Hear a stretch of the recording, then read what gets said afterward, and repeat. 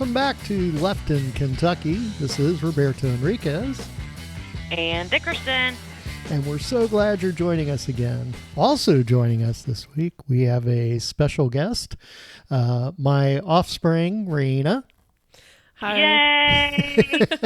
Listen to her. Hi. Reina is very, soft-spoken and quiet, and we really hope they come out of their shell soon. Oh, yeah, super, super quiet, super soft-spoken. Never would I ever be a loud, obnoxious person. But they're a student at Western Kentucky University in Bowling Green, Kentucky, and part of the trans community down there, and is here to kind of give us a younger person's perspective on some of the horrific things happening right now. So we'll be getting into that in a little bit. But this past weekend, we had a freeze festival on the bridge. Oh my gosh. You have no idea. You know, it's so funny when you try to plan these things, and no matter how many days, for how long a period of time, you look at the weather hour by hour, because we live in the psychotic Ohio Valley. Gotta love the Ohio River Valley. It's just crazy. And, I had watched, and people would ask, and I'm like, oh, the rain's going to miss us, and it won't be too bad. And I warned everybody, I'm like, it's always chillier on the bridge, windier on the bridge, no matter. You could have the warmest, stillest day. Yeah. But when you go out on that bridge, you still have to be prepared that, surprise, it's windy up here, with the traffic going by and you're over a large body of water and all of that. But, oh my God, it ended up when we were out there that with the wind chill, it was only 38 degrees. Ugh. That's cold. Now, With remind me. Right, it was the high that day was supposed to be like 52, I think. Yeah. And then drop. And I even accounted for the temperature drop. I did not account for gale force winds. I have to say, there's this awesome picture from the event of you with your hair. I know. And it's just like everywhere. Right? There's like three of them, and I'm like, I look like Hattie the Witch, or the Wicked Witch from Oz, riding her bike through the tornado. The only difference is my hair was as wild as the tornado. It was crazy. And usually when we do these events, we do the sign drop, where we have people make signs on shower curtains, sheets, tablecloths that are weighted down. And if they don't come manufactured that way, people typically sew or glue quarters at the bottom to help weigh them down so they don't move in the breeze. How'd that work? Yeah. So we tried 2 different times with 2 different of those kinds of signs made of different material. Both times, you could zip tie it, but it went and started shredding the material, so that the zip tie only held on to a corner of the material. The rest was going to rip away, and then we get in trouble for it landing in the water. Oh yeah, you don't want that to happen. They do not like that. No, they do not. That's a big no. Well, and I mean, because it can foul up in the propellers of the ships. It can be a real issue. Oh, I'm not complaining about the law. It's just that we do not break the law. Exactly. That's not our thing.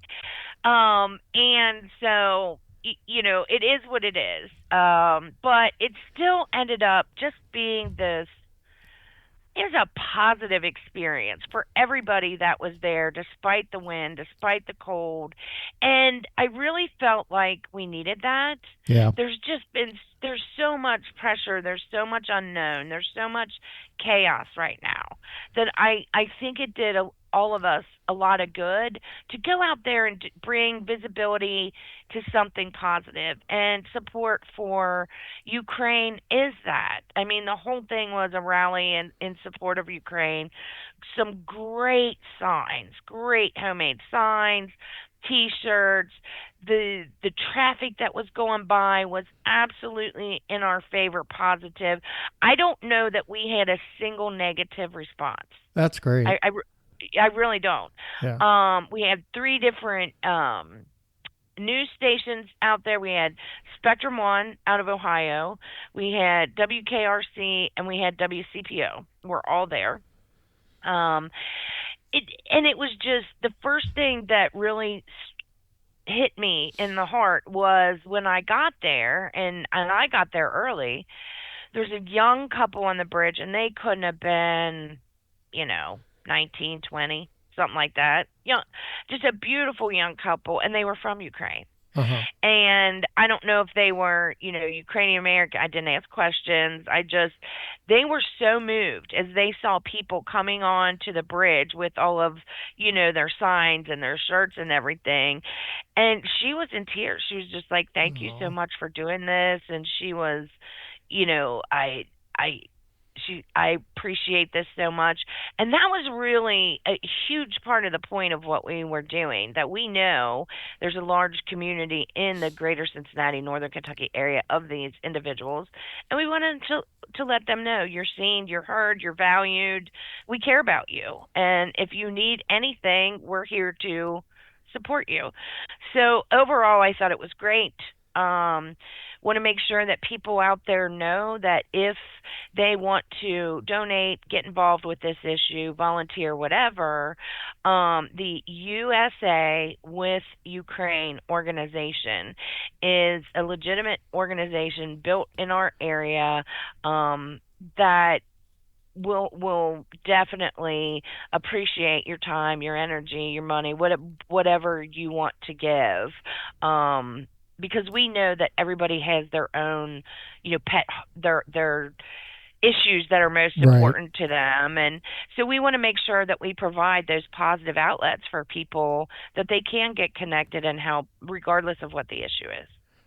Great. Yeah, it's whenever we have these events, and we talked about it last week, it's just, it tends to be a good way for us to see how much support actually is out there, because by far the people that go by, the people that show up that we don't know, they're generally positive and supportive of the action that we're doing to support issues, and that's really helpful.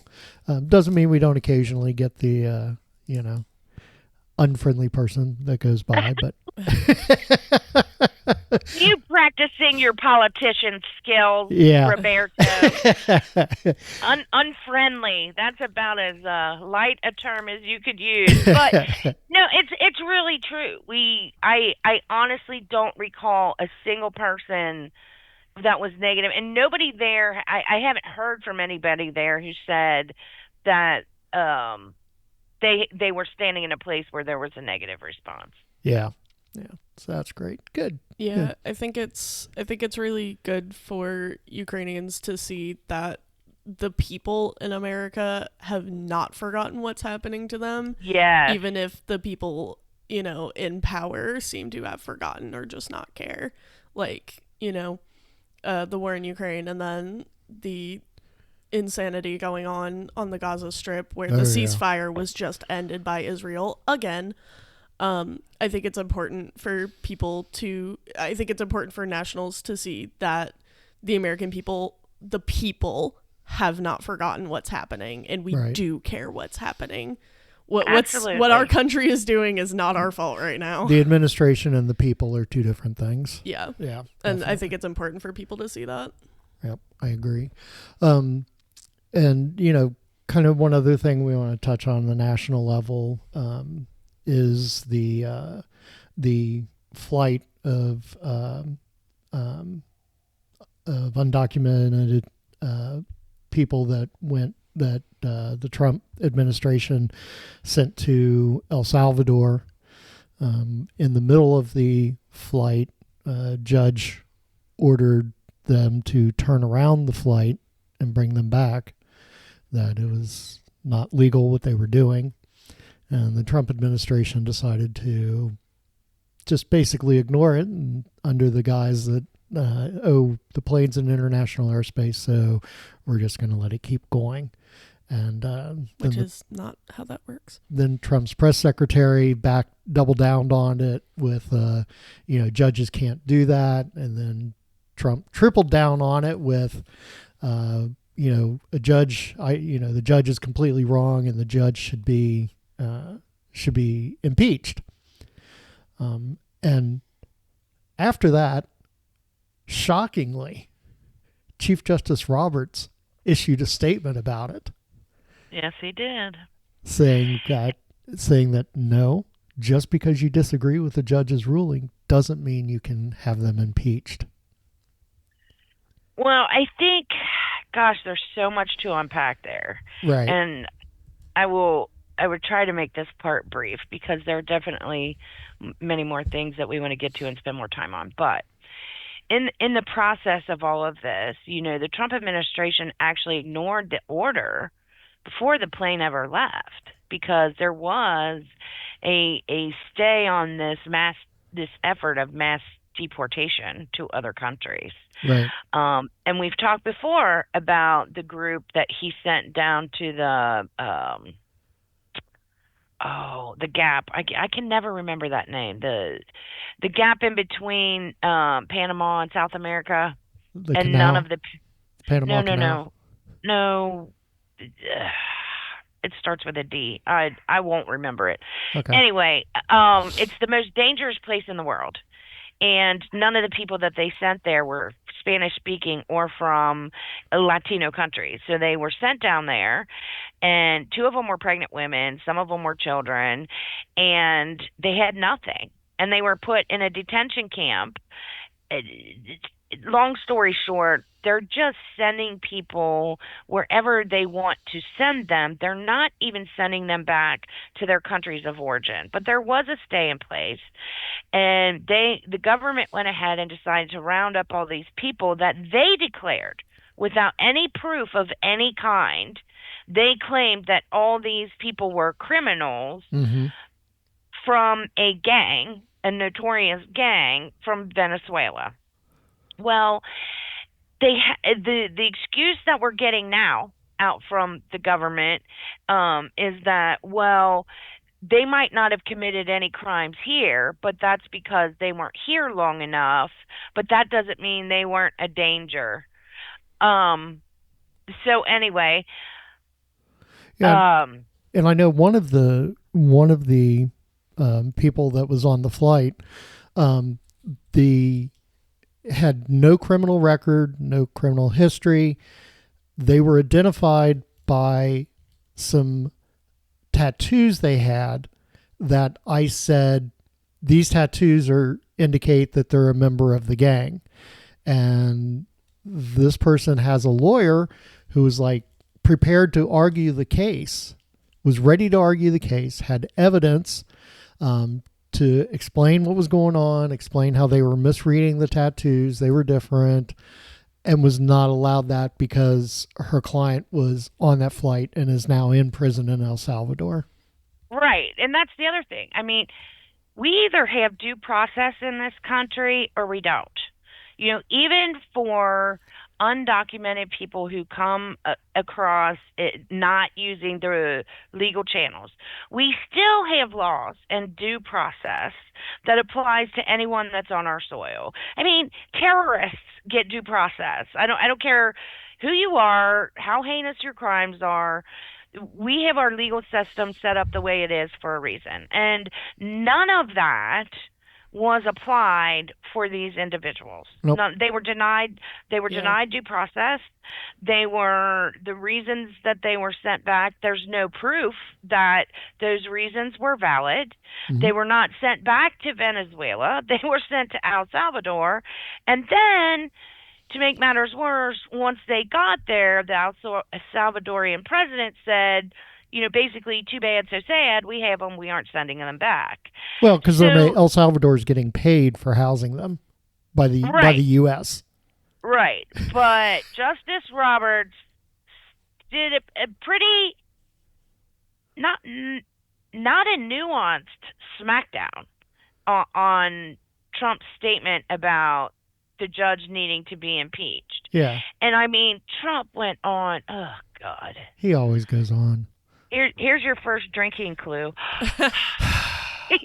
You know, he went on this social media tirade. You know, As one he of those does. things yeah, I was gonna say as he rarely does.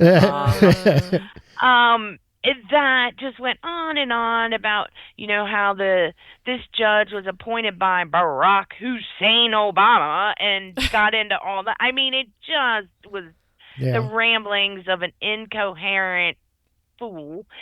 And Justice Roberts didn't let it off easy. It was like, oh no. He said, we have 200 years of precedent. Now, mind you, him bringing up precedent is kind of ironic given the Yeah. number of precedents Yeah. that have been broken by his court. Right. Well, he But didn't use the word precedent the way. oh yes, he did.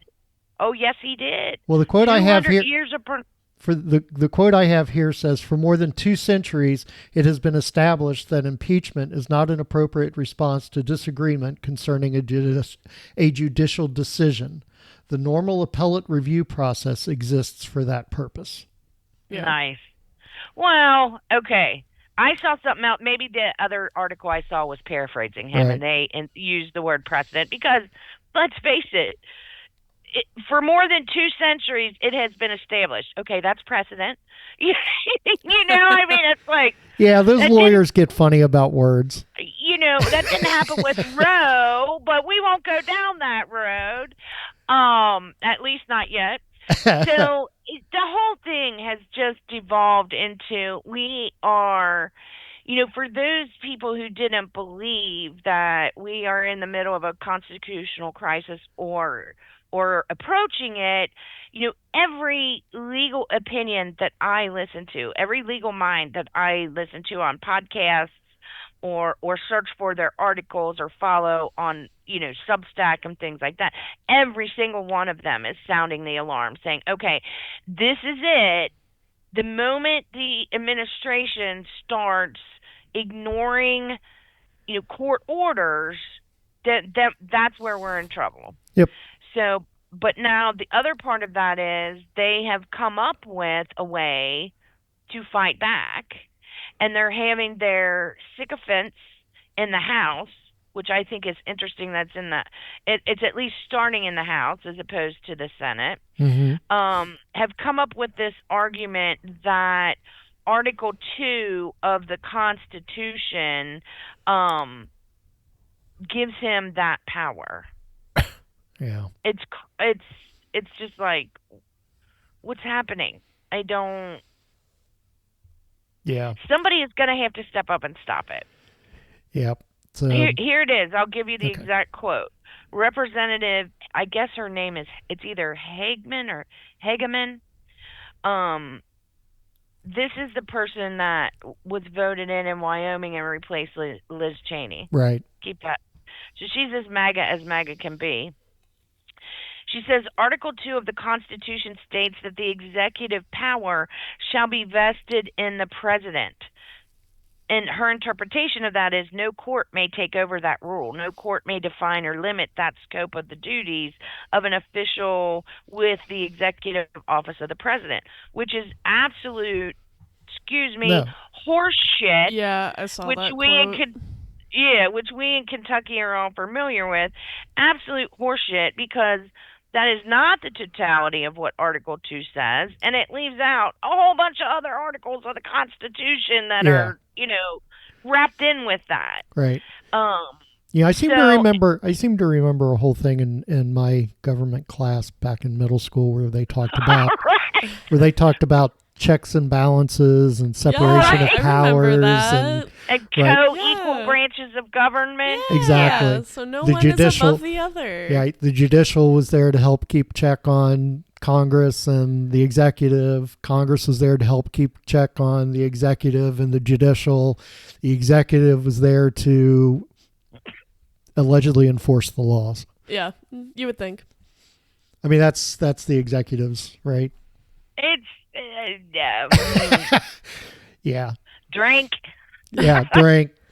I mean, it is, and we heard this discussion. I don't want to spend too long on this topic, but months ago there were discussions about what if, everybody's like, oh, the courts are the guardrails to keep anything from really bad happening. But if the Trump administration is going to start ignoring the judiciary, and Congress has already abdicated their responsibility long before that, there are no guardrails left. Yeah. Right. Well, so far, the only senator that I know of to speak up, blatantly in favor of everything that Trump is doing, and it should surprise no one, is Lindsey Graham. He's kissed the ring, licked the boots, you name it. Oh, I think he's kissed and it. licked something besides that.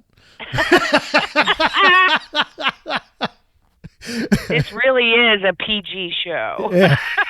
PG-13. Yeah. I meant paint chips. He's been licking lead paint chips.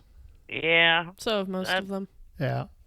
So anyway, so that's kind of one of the big things on the national level we wanted to talk about. And now bringing it down to Kentucky, as we've talked about, last Friday was the last day of business before the veto period in this year's General Assembly.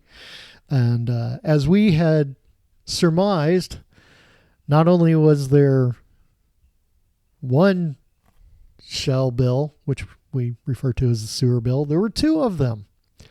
But those weren't even the bad part. 495. Right. I mean, it was get a pitcher. You're just not going to need a sip for this one. It just pitcher. I'm buying it by the liters now, man.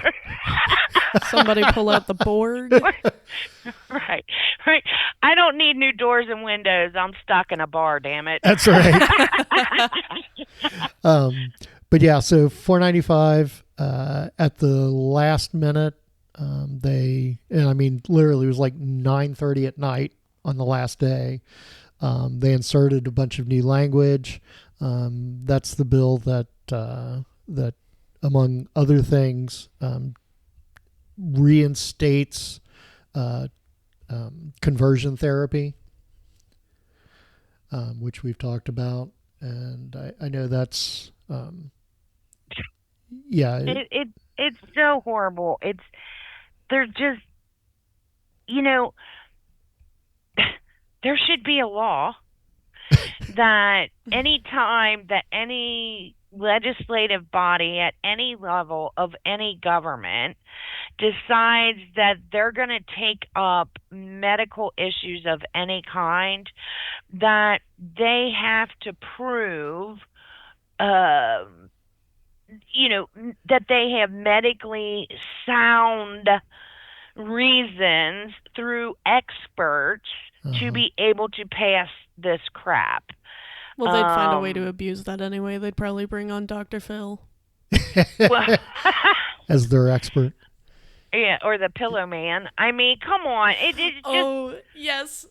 Dude, that is one of the... What's his name? Mike Lindell, yeah. I think. Dude, yeah. Mike Lindell is such an enigma of a human being. I love talking about Mike Lindell. He is an anachronicity. Like, he's so weird. He has no right to be this weird. He's so fascinating, and I hate him, but I love talking about him.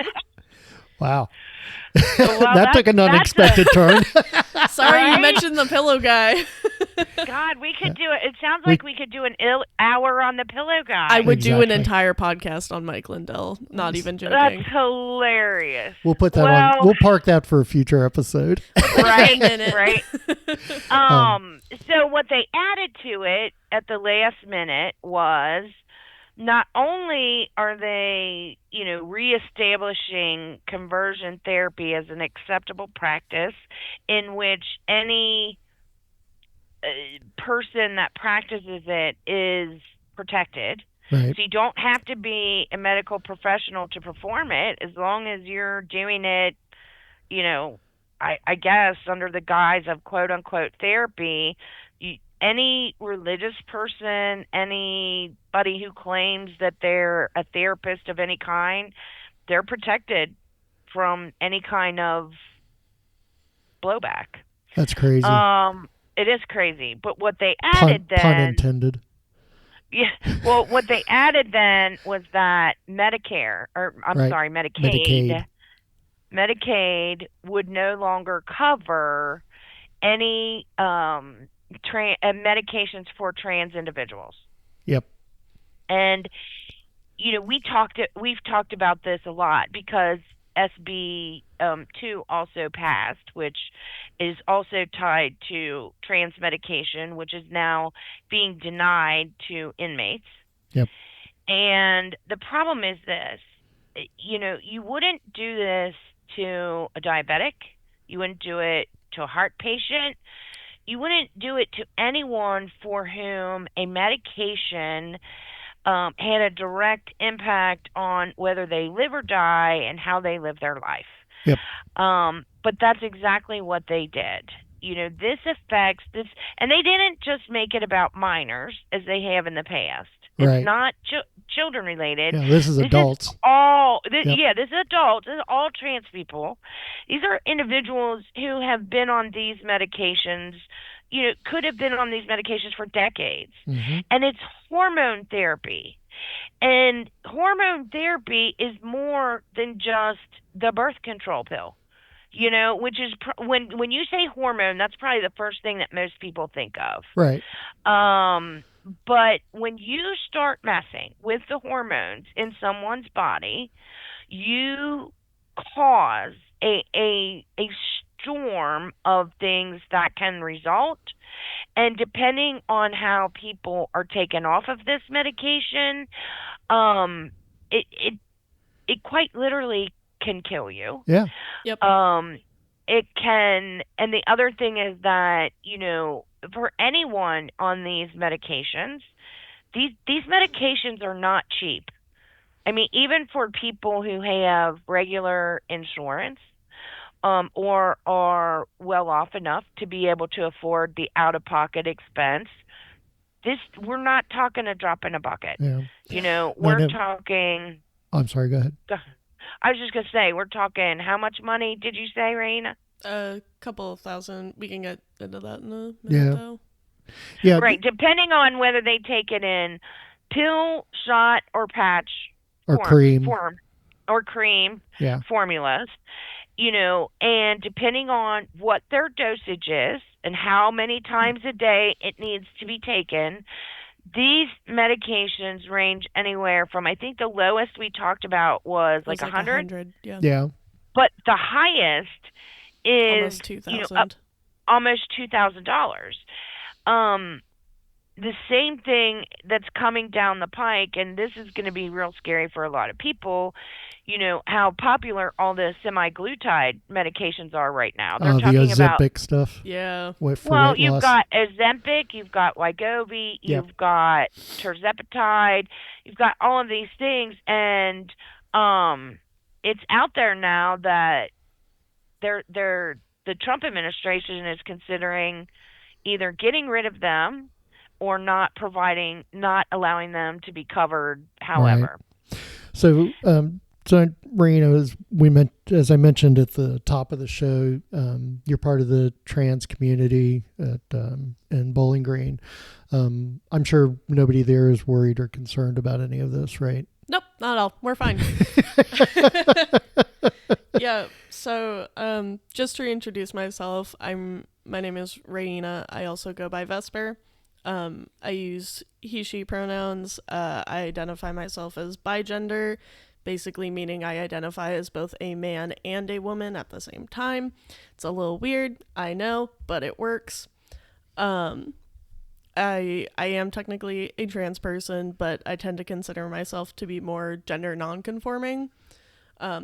Anyway, whole bunch of words. Yeah, so and we love every one of those words. It's slay. It's almost like identity is complicated. Identity is very complicated. It's taken me 3 years to figure out mine, and hopefully this one will stick. But yeah, I am a sophomore at WKU. I am 22 years old, and I am a fine arts major. I know that might be shocking, but here we are. So yeah, I am very entrenched in the trans community on campus at WKU. Most of my friends are trans, myself included. My partner is trans. I have a lot of friends with trans partners. I have a lot of trans friends with trans partners. The web is very large around here. And we all come from different relationship styles, different backgrounds and different homes. And, everything sucks. That's a good summary. Yeah, no, like, it's... That could be a banner for all of us right now. This sucks. Yeah, Yes, it I kind of wanted to have, like, bring, like, a bit of a younger perspective on politics, because I think it's important for people outside of my generation to actually understand and listen to us, because just because we're younger doesn't mean we don't know anything. I think our level of education is incredibly underestimated in politics. And I think that's wrong. If we're allowed to vote, our voices should be heard. Absolutely. So I think, from the moment you're 18, people should kind of start listening to your opinions about stuff, but nobody wants to.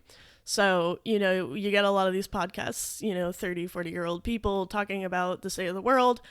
I never hear a young 20 or, 19-year-old talking about politics, because there's just not the space for us. And I think that's really frustrating. And I think that's why there's such a big political community on TikTok, because that is the only place where people will actually sit down and listen to us. No one's going to listen to a couple of 18-year-olds doing a political podcast. But, they'll sit there for We would. But, they'll sit there for 60 seconds to watch a kid ramble on TikTok, and I think that's part of the reason why TikTok has become such a big platform for sharing news, especially in my generation. Mm-hmm. And I think the effect of that is something that should have more attention brought to it, for sure. No, I think that's good. I think that's a great point. Something I don't think I've ever really thought about is that, there really aren't spaces for young adults to talk about politics. Formats like this, like you said, there's TikToks where you've got, one or two people, but spaces where young adults can really sit down in a little bit longer format and really talk about ideas and delve into them more and their opinions and how things are affecting them. So I think that's a great point. Yeah. And I have a couple friends who are poli-sci majors, but what's the chance they're going to get into office in the next 10 years? It's nil. It's not even... We can't even get Gen Xers into office. I know. It's like an impossible task to try and get people my age more involved in politics, because people simply don't want to listen to us, because they think, oh, you're young, you don't know anything. Okay, if I don't know anything, then why am I allowed to vote? Yeah. If you don't want 18-year-olds having an opinion, change the voting age to 30. If those are the only people you're going to listen to. Don't give them that idea. As if they didn't have really. it already. Yeah. But no, I think it's really important for people to start bringing on younger voices, because that's really what we need. Everyone was kind of complaining about, Joe Biden when he was running for office, because, oh, he's just another old white guy. And then everybody voted in another old white guy. And it's like, okay, sure. So here's this other younger candidate, which, Kamala Harris, she's not super young, but she's younger than a lot of the people we've had in office. And they're like, no, but she's a woman. And it's like, okay, so do you want a younger president, or do you just want to keep putting these old sacks of shit in office? Like, what do you want? Not calling Joe Biden a sack of shit. I think he did very well with the time he had. However, I'm also tired of seeing old people tell me, no, yeah, you're not allowed to do that. I'm tired of it. It's a shame you're so quiet. I told you. He did warn you. Yeah. I love every minute of it. I have a question for you though, Yeah, because absolutely. this is something that we've talked about a lot, and I personally have had conversations in a lot of different spaces, not just with your dad, not just with Yeah. Indivisible, but the perception is out there that young people do not want to or have no interest in joining in any of these like party organizations, that young people are much more issue oriented, and so if they join in with anything, it's going to be issue based groups as opposed to political parties and things like that. How do you feel about that? I mean, is that a true statement from your personal experience? I mean, I think if I'm understanding you correctly, I mean, yeah, the party system has been broken for my entire life. I've never known a moment of peace in politics. I was alive. I remember watching the Sandy Hook shooting on TV in the living room with my mom crying on the couch behind me. I remember when what was it? I remember when what's his name? Taliban. Osama bin Laden. Yeah, I remember when Osama bin Laden was killed. I remember when Trump came into power, and I remember crying that night because I was terrified that my family was going to be split apart. And then COVID, and I think political parties are absolutely obsolete at this point. Because right now the biggest issue is like Democrats are just infighting, which means we can't get anything done, and the Democrats that we do have in office won't get anything done. They have not shown that Looking at you, Chuck Schumer. They have never Yeah. actually shown us that they can get something fucking done. The Republicans say, oh, here, we're going to do this whole crazy thing. And the Democrats go, no, wait, you can't do that. And then they do it and they're like, oh, man, that sucks. I guess we'll just have to try harder next time. And that's just, it's not Another effective. great summary. And it's not effective. People my age, we don't believe in the political system right now, at least me personally. Like, all our government has done is try to destroy us repeatedly. They've continually tried to take power away from the people. We vote on these issues and they say, actually, I didn't want you to vote on that. So they take that away from us too. And there's no point to be party oriented. It's about the issues that you're going to fix, because we're tired of being broke and tired and judged and hated for simply existing. People my age, we're tired, dude. We are exhausted.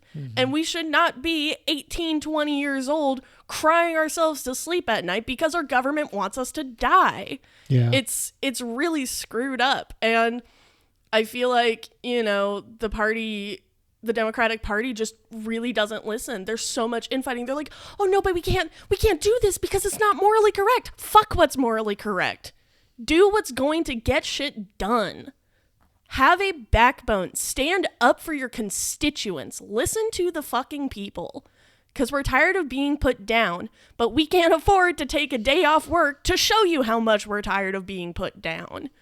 And God, I feel that. it's just, there's so much happening, and none of it is good, and nobody's doing anything about it. So, I hear you. Yeah.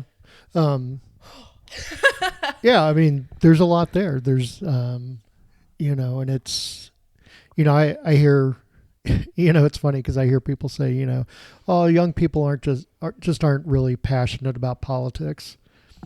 Yeah, if that's if you not could hear my passionate, I heart don't know what beating right is. now, Yeah. I'm like heavy breathing. Exactly. I mean, I think one thing that needs to be brought to the forefront of what you said, I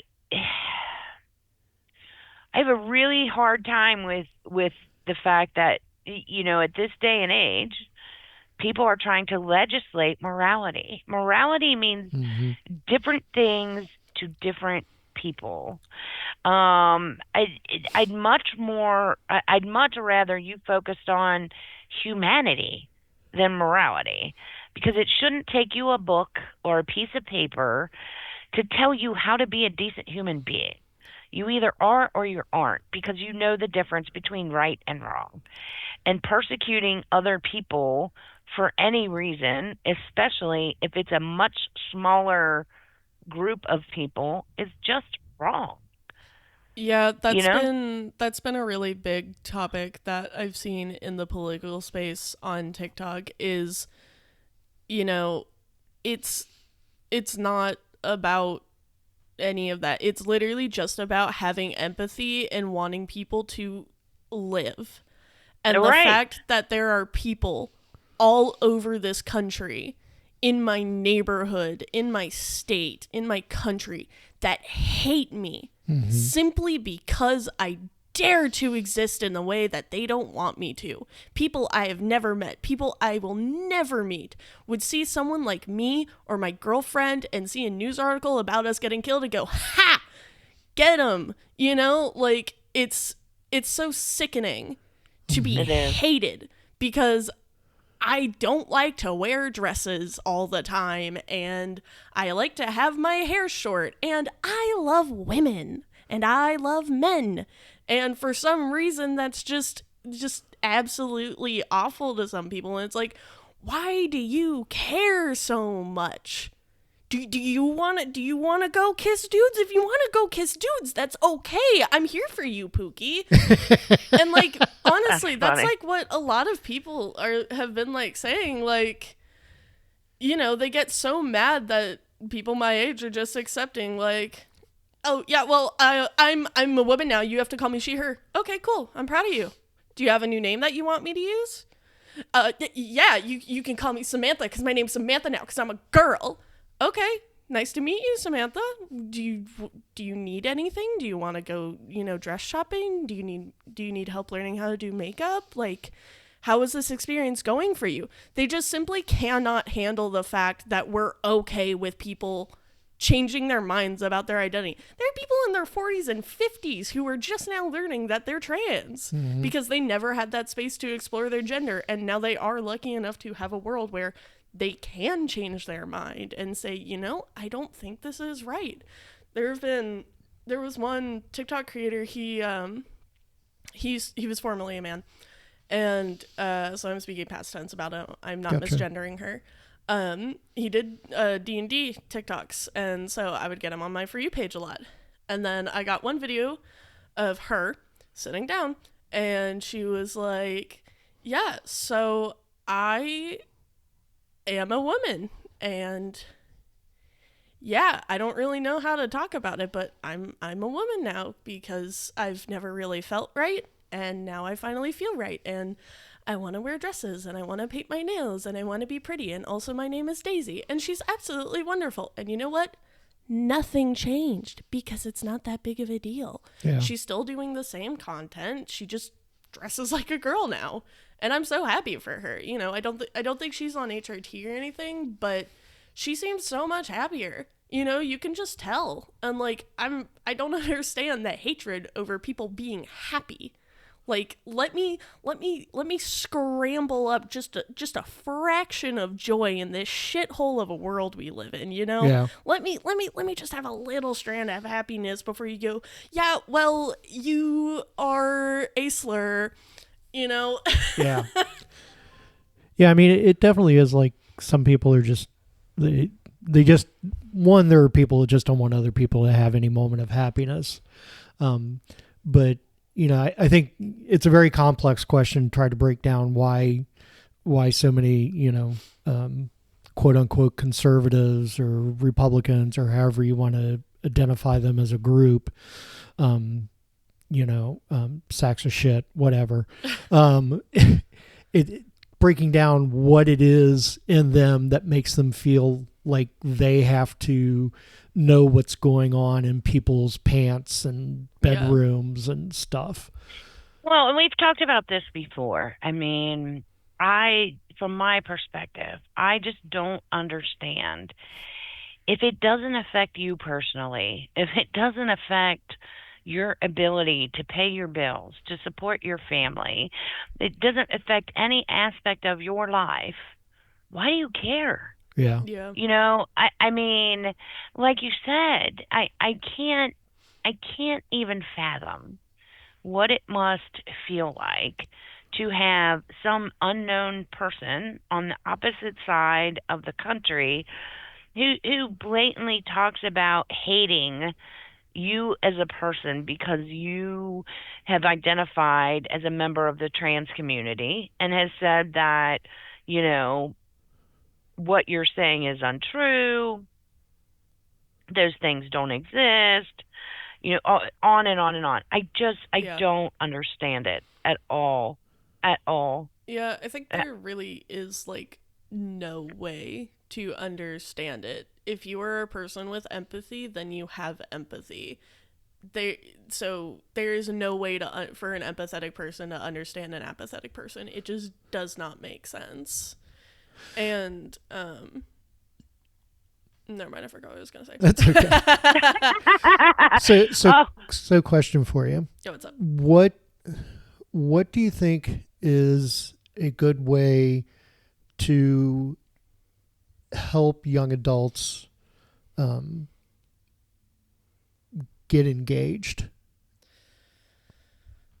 I think that's also a very complicated question because not everybody wants to engage because we're afraid. Right. Especially in the trans community. I'm sure. My girlfriend has been trying to organize a protest for a few months, and the moment she told me she was going to do that, I was immediately afraid, like, oh God, my girlfriend's gonna get shot. Yeah. In downtown Bowling Green. Like that was my immediate first thought, which, is a little extreme. Bowling Green has a very pleasant downtown area. I've had very few bad experiences there. We have a wonderful drag queen group that lives in the area. They're there all the time. It's generally very safe.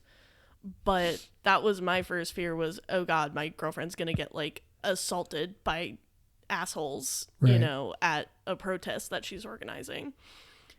Because, trans people specifically, we don't want the attention. We make up less than 1% of the entire population of the United States. Like, we don't want all this attention. Just leave us alone. Just let us exist, please. Like, it's just so bizarre to see a fraction of a percentage of the population being severely oppressed for literally no reason.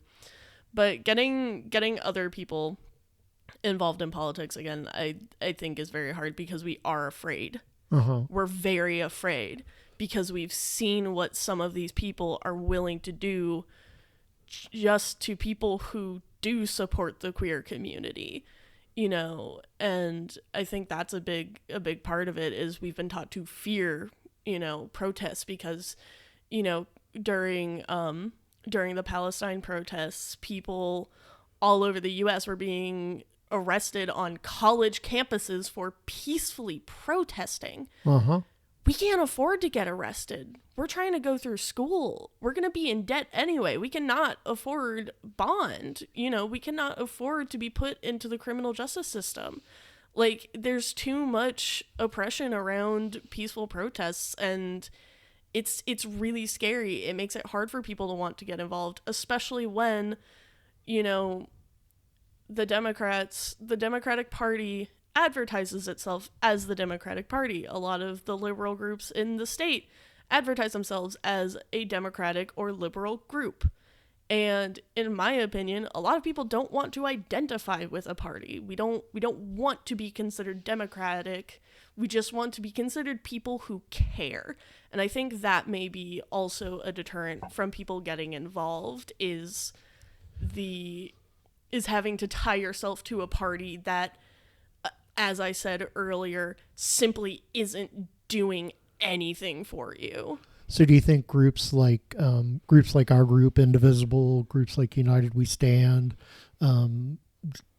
those other groups like that, the 50-51, do do you think those potentially provide an avenue?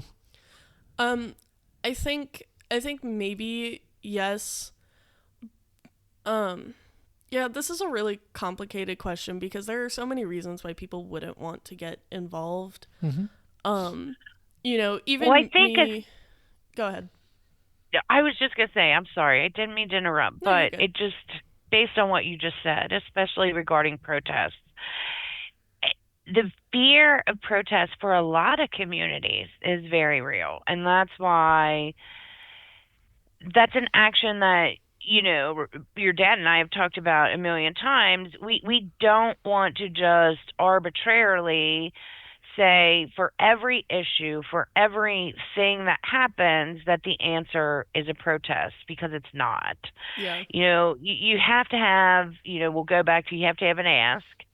And when it comes to communities, especially these, smaller marginalized communities, I feel like, and please tell me if I'm wrong, but I feel like the best course of action is to first, ask these groups, go speak with these groups and ask, what can we do for you? Not, this is what we're going to do for you. Instead of telling people, well, we're going to go out here and support you and we're going to protest on your behalf, it should be, here we are, how can we help?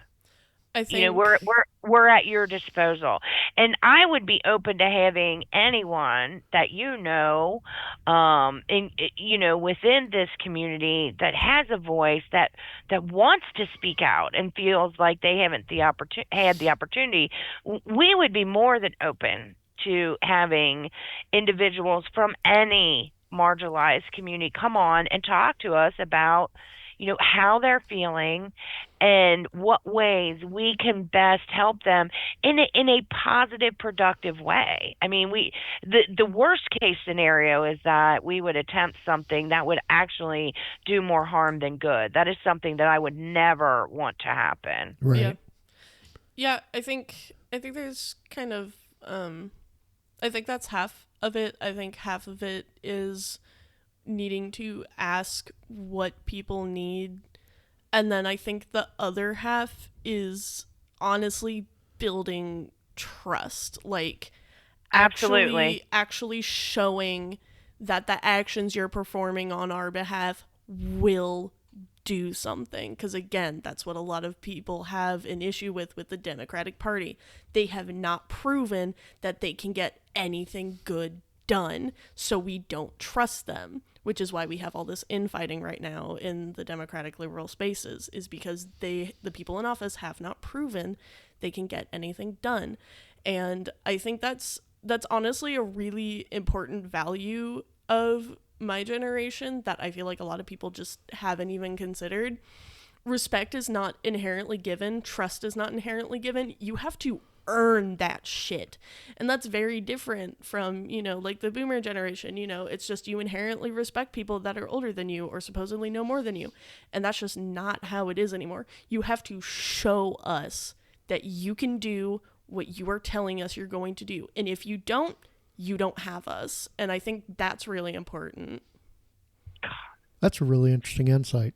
It's really interesting. It's so funny because it reminds me of raising my kids. Now don't put me in the boomer generation. I'm not quite that old, but you're Gen X. Right. I was raised by a boomer. So you're absolutely right. I mean, it was automatically, you respect people in positions of authority, no matter what that was, whether you're talking a teacher, a doctor, a police officer, you name it. Those were automatically established positions of authority. You respect them and do what they say no matter what. Yeah. And when I was raising my kids, I kind of slacked off on that a tiny bit in the way that, like, if I came home, back in my day, if I came home from school and I was like, tried to complain to my mother and was, oh, such and such a teacher, did this, said that, acted in this way, whatever, and it was offensive to me or personal to me, or, my mother's first response would be, well, what did you do? Yeah. You know, with my kids, it was always more important for me to have open communication. And one of my things, because I'd seen my oldest son was bullied horrifically, Yeah. horrifically from first grade through graduation. Mm. And there isn't a teacher, a school principal within the Kenton County School District at the time that he went to school that didn't know who I was and what I was there Yeah. for when I walked down the hall. But what I would tell them was this: look, if a teacher or a person of authority does something, says something, tries to punish you in an unfair manner, whatever the case may be, keep your mouth shut. Come home and tell me about it, and then Yeah. I'll fight the battle. You don't fight the battle. But I have 4 kids who are spread out over 14 years. Yeah. And by the time my daughter came along, third in the row, Mm-hmm. the whole attitude had changed. And so that she was part of that flip to what you're talking about, you Yeah. know, where she would come home and go, well, my teacher didn't respect me. Why should I respect them? And I was like, Yeah. zit, you know, record scratch. Where did this come from? Because this didn't come from in my house. But then by the time my youngest came along, it was just inherent. Yeah. And so I completely see what you're saying, and I do believe it's something that we have not dealt with at all. Yeah. We've not addressed it. We've not really dived into what caused this big shift and what does it mean and how do we address it, you know, Oh, as I can parents, tell you what caused caregivers. No, well, seriously. bring it, sister. Bring it. Tell me. Yeah, so I think a lot of the reason why authority is no longer inherently respected is, again, because our entire lives we have seen tragedy after tragedy after tragedy, and we have consistently seen our government do jack shit about it. So why would we respect the people in power if they're not going to respect the rights of the minorities and the people they're supposed to protect? You know, we've seen violent police beatings in the street over a peaceful protest.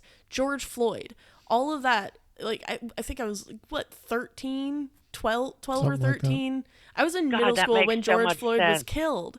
Yeah. And all I saw were 4 asshole policemen murdering a man in broad daylight for no fucking reason. So why would I respect the police if they're capable of doing that and not receiving consequences for it? All of our lives, we have been shown time and time again that authority can be wrong. Whereas... Not just can be wrong, but can't be trusted. Yeah, can be wrong and cannot be trusted because it doesn't matter how much we protest, how much we tell them, hey, you can't do this. This isn't okay. They say, yeah, well, I'm the one in charge and you're not. So, sorry, you know, like it's... Yeah. And that's the really big reason why there's been the shift in, if they don't respect me, why should I respect them? Because respect has to be earned. You need to have trust in order to have respect. And we do not have any respect in our government right now because we do not trust them. And man, I just feel like I had a giant, you know, light bulb. Yeah. And this is why I think it's incredibly important that we get younger people into political spaces in a place where they can actually openly talk about this stuff. I agree completely. A lot of this is just my own observation and how I feel personally. I could be totally off base, but I don't think I am. Yeah, I think we need to do a better job of giving younger people a platform. And yes. So I think that's something that after this we're definitely going to talk about in our group, Indivisible, and I definitely would recommend other resistance groups really seriously discuss this. And I feel like the first step is just making sure that young adults like yourself have a platform, have a place where they can voice their concerns like you have, and have people actually listen to you and take you seriously and not be like, oh, you're just a kid. What do you know? Yeah. It is. And really make important. it safe. add that caveat, safe spaces Yeah, Yes. safe. where they can, where you feel like you can speak your mind. Yeah. Yeah. Well, we appreciate you being on this week's episode. Yes, Absolutely. we do. Thank you, Really- thank you, thank you. You can come back anytime, but Yeah, I'd love I've to. loved you since the first day I met you. So. Aw, Anne, you're so sweet. Yeah, that's a good Well, one. it's true. You asshole. It's true. Damn. Every No, I'm time- just teasing. Hey, every time we've ever done anything, how many years has it been now? At least 7, 8. Yeah, I go to her and Marcus first. yeah, This is true. This is true. absolutely.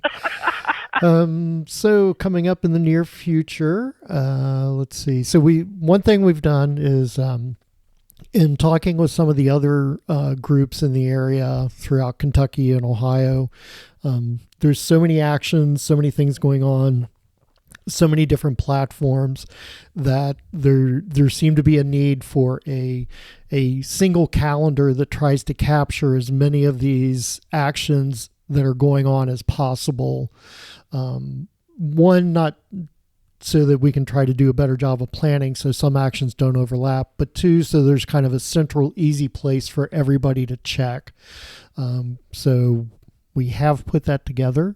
The calendar is published on the internet. It's on my website. You can go to Roberto, the number 4, ky.org, Roberto4ky.org, and you will see a Google Calendar that has the actions and meetings that we know about that resistance groups want to advertise. If there's an event happening or a group that's not being covered, you are welcome to email me. There's a button on the website where you can send me an email and let me know who needs to be included. If you use Google Calendar, you can actually go in there and add the calendar to your Google Calendar so that you can use it. You don't have to. You can use it straight from the website. Oh, it's the greatest thing ever. All of a sudden, when you created that, I had all these things pop up in orange, which was a color that I hadn't used before. So it was great because Yeah. I was like, oh, look at that.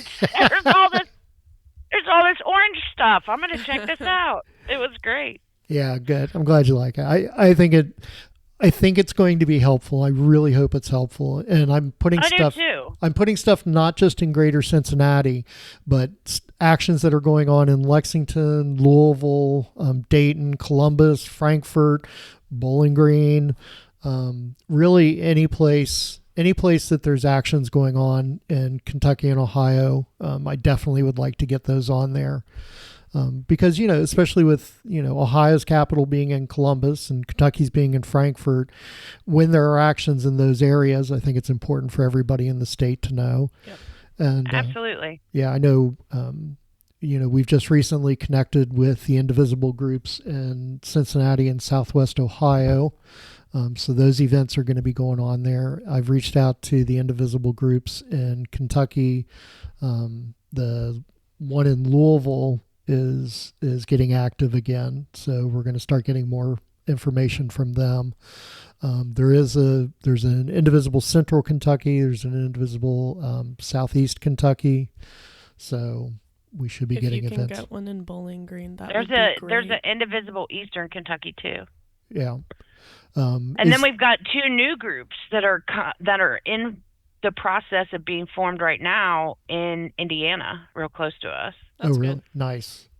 Yeah, there's one in Dearborn, and I forget where the other one is. Gotcha. Maybe Evanston, like right across from Louisville Yep. area. Gotcha.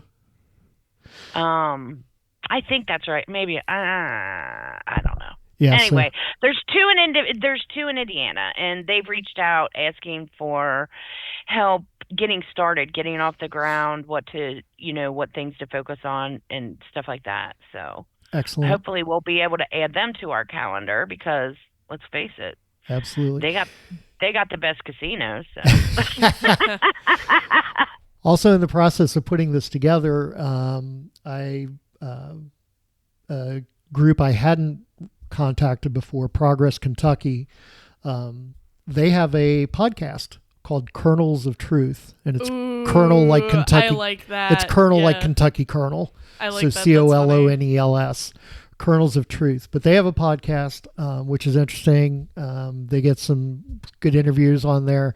So I want to give them a shout out and suggest you go give them a listen to and see what information you have. But again, we're really trying to work together so that we're not duplicating effort and so we can really maximize the people that we have and the time that we have. Absolutely. Yep.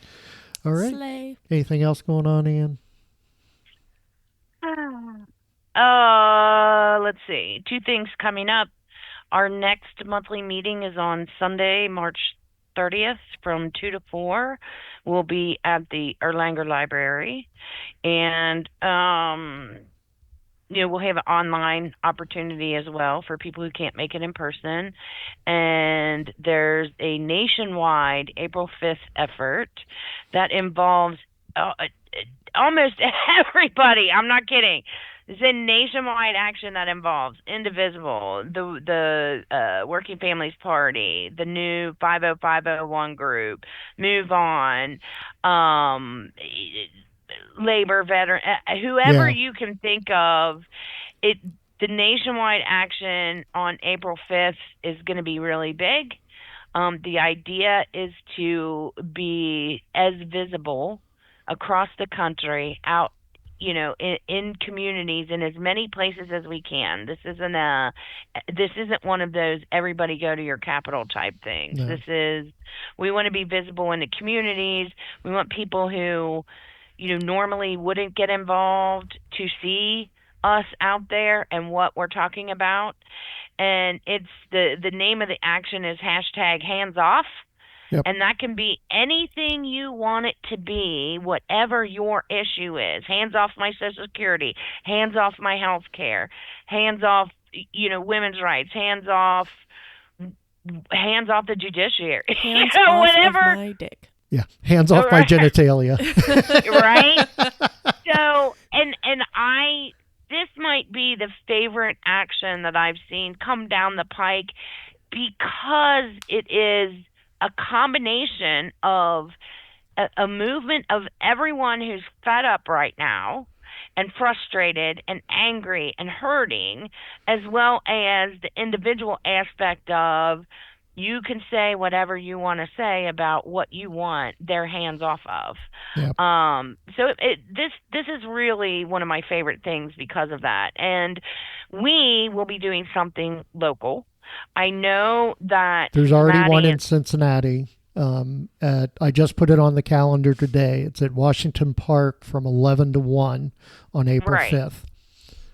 And so, we are kind of in the discussion phase of where we want to go. There's a couple of possibilities because part of what we want to do is become more visible in spaces that we have not been in before, so that or not often. To make sure that people in other communities know that we're there. We're there as a support system for anyone who needs it, and to hopefully allow more people to feel safe expressing themselves. Yep, absolutely. Whatever that means to each individual person. Yep. Yeah, so check those out. Those are all on the resistance calendar. And as we get more information about the other actions, we'll be adding those to the calendar as well. I guess that's going to wrap it up for this week.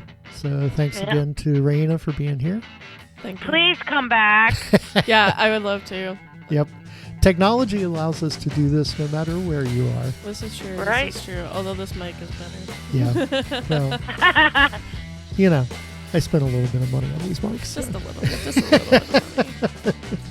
All right, so that will wrap it up for this week in Left in Kentucky. We will be back next week, and we look forward to hearing from you soon. Until then, this is Roberto Henriquez. And Dickerson. Have a good week, everybody. Have a good one. Take care. Bye. Bye.